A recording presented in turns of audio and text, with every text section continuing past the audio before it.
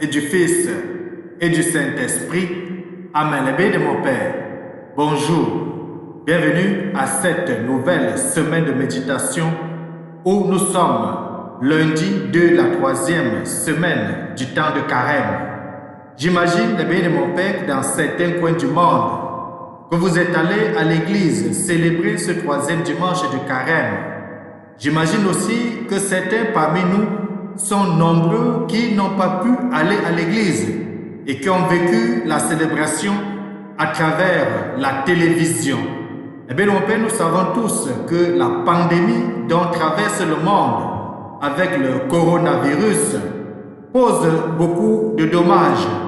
Nous n'allons pas revenir sur le plan économique où nous voyons comment la place boursière est affolée, où il y a chute dans toutes les bourses.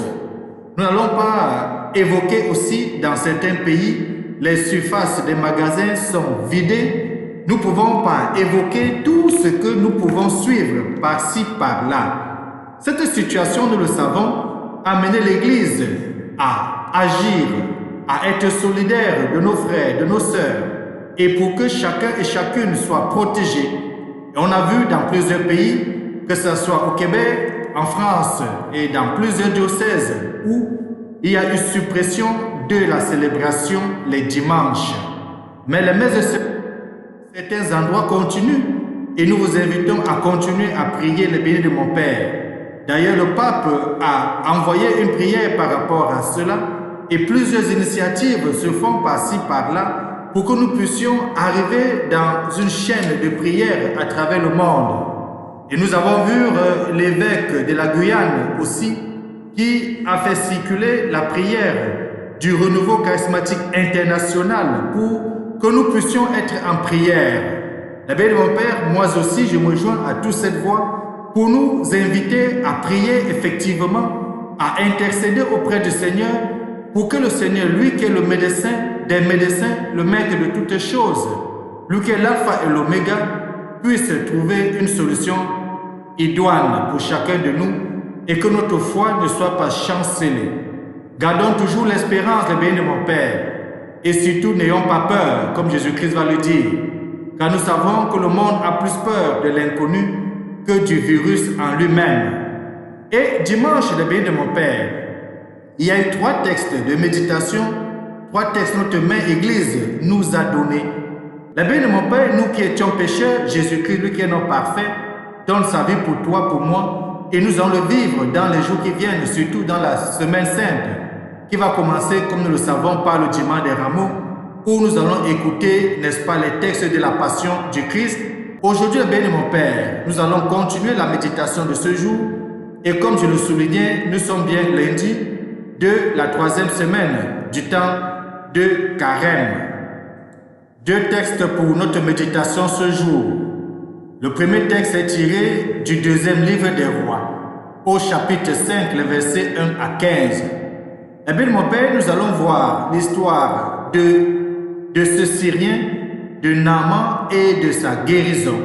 Il sera purifié, toujours dans l'eau, mais ce qui est fondamental, c'est ce qu'il va dire à la fin. Il va dire, désormais je le sais, il n'y a pas d'autre Dieu sur toute la terre que celui d'Israël. Notre Dieu, nous le savons, c'est un Dieu de miracles.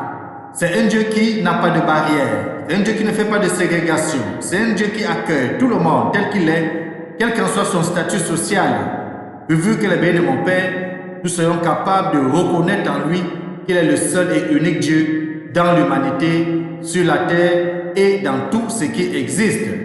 Le psaume sera le psaume 41 ou 42, dans lequel on dit « Mon âme a soif de Dieu, le Dieu vivant ». Oui, je ne sais jamais de le dire, ce que Monseigneur Christian Lepine dit que l'homme a soif de quelque chose.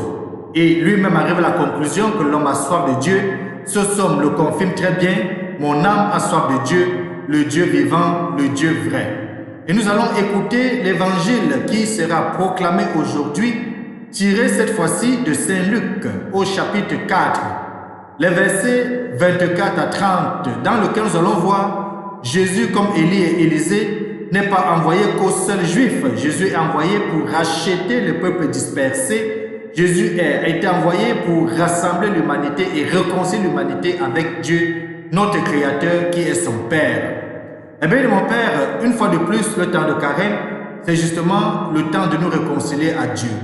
Apprêtons les différents textes de méditation d'aujourd'hui à chacun et à chacune. Bienvenue. Point de prodigue sans pardon qui le cherche. Nul n'est trop loin pour Dieu. Viennent les peuples pour le Fils Père. Joyeux mon Père. Point de blessure que sa main ne guérisse.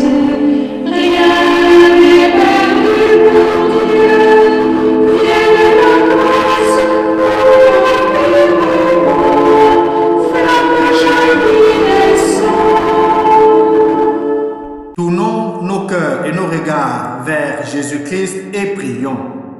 Ne relâche pas ton amour, Seigneur. Purifie ton Église et protège-la. Sans toi, elle ne peut être en sûreté.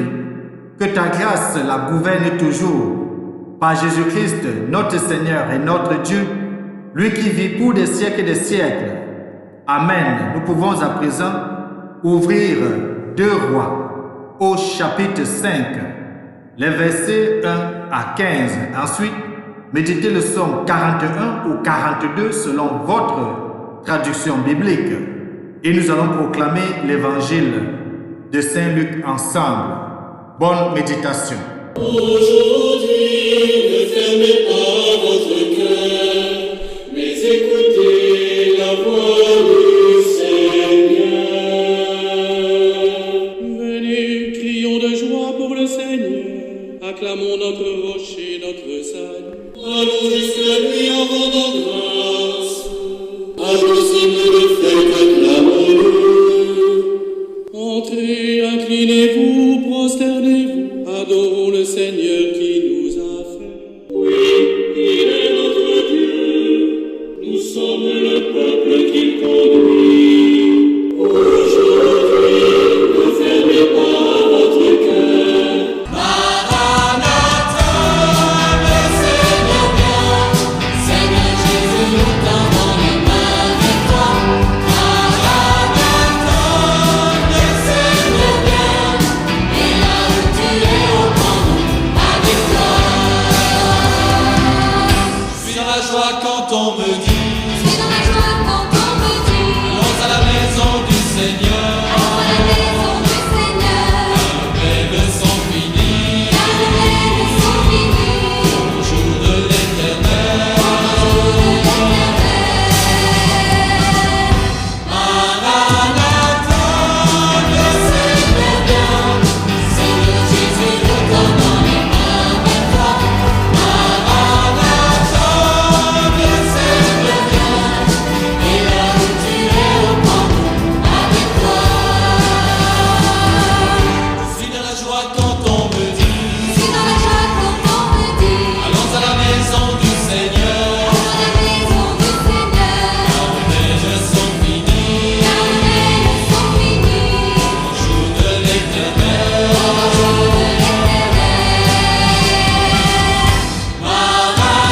Maranatha, le Seigneur vient, Seigneur Jésus, nous tendons les mains vers toi.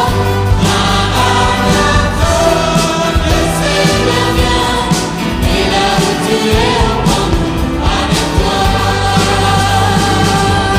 Maranatha, le Seigneur vient, Seigneur Jésus, nous tendons les mains vers toi. Maranatha, le Seigneur vient, et là où tu es, au prends-nous avec toi. Évangile de Jésus-Christ selon Saint Luc, au chapitre 4, les versets 24 à 30. Dans la synagogue de Nazareth, Jésus déclara: Amen, je vous le dis, aucun prophète ne trouve un accueil favorable dans son pays. En vérité, je vous le dis, au temps du prophète Élie, lorsque pendant 3 ans et demi, le ciel retint la pluie et qu'une grande famine se produisit sur toute la terre, il y avait beaucoup de veuves en Israël. Pourtant, Élie ne fut envoyé vers aucune d'entre elles, mais bien dans la ville de Sarepta au pays de Sidon, chez une veuve étrangère. Au temps du prophète Élisée, il y avait beaucoup de lépreux en Israël, et aucun d'eux n'a été purifié, mais bien Naaman le Syrien. À ces mots, dans la synagogue, tous devinrent furieux. Ils se levèrent, poussèrent Jésus hors de la ville et le menèrent jusqu'à un escarpement de la colline où leur ville est construite pour le précipiter en bas. Mais lui, passant au milieu d'eux, allait son chemin. Acclamons la parole de Dieu. Louange à toi, Seigneur Jésus-Christ. Le béni de mon Père. Jésus, comme Élie et Élisée, n'est pas envoyé qu'aux seuls Juifs. Nous pouvons retenir cela de l'évangile que nous venons d'écouter. Avec Jésus, le monde ne se divise plus en nous et vous, en deux parties, les uns d'un côté, les autres de l'autre. Notre groupe, votre groupe, notre État, votre État.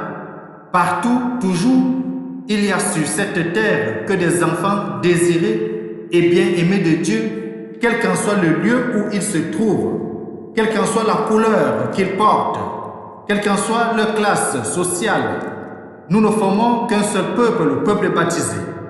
Eh bien, mon Père Saint-Luc nous fait entrevoir ici l'hostilité, la haine, qui finiront d'ailleurs par faire mourir Jésus sur la croix. Jésus le sait, et il le sait d'ailleurs très bien. Il sait et il déclare d'emblée que nul n'est prophète dans son pays. C'est une phrase que nous avons toujours écoutée, que nul n'est prophète dans son pays. C'est dans ta famille que les membres de ta famille vont te détester, quel que soit ce que tu es, quel que soit ce que tu peux faire. C'est dans ton milieu professionnel que tes amis vont te détester, faire des coups bas, des pots de banane pour que tu glisses. C'est dans le milieu des cercles de tes amis que tu seras celui qui sera la risée.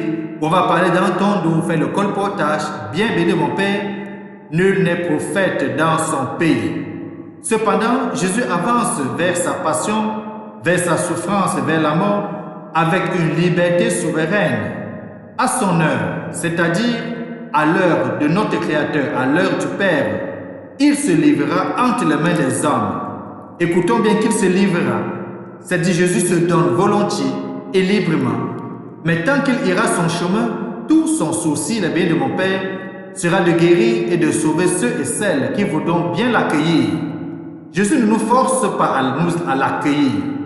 Il dit, je me tiens à ta porte et que je frappe. Si tu ouvres, j'entre et je soupe avec toi. Si tu ouvres, il ne nous oblige pas à ouvrir quand il frappe. C'est de façon libre que nous adhérons à Jésus-Christ. C'est de façon libre que nous l'acceptons dans notre vie comme notre Sauveur.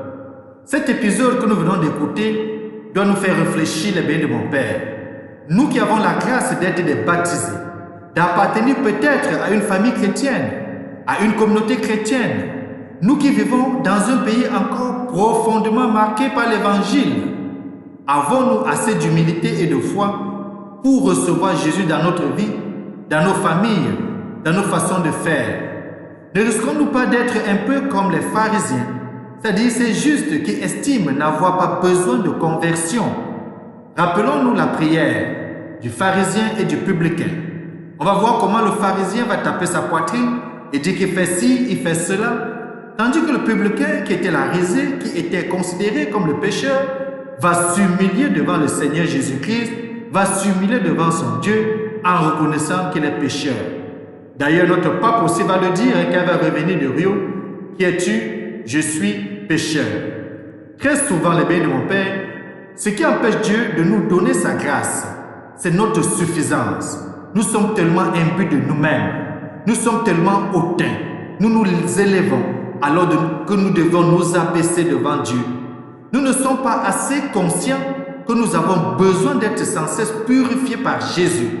Nous ne laissons pas assez l'Esprit Saint nous convaincre du péché, comme l'explique si bien Jean-Paul II dans son encyclique sur le Saint-Esprit.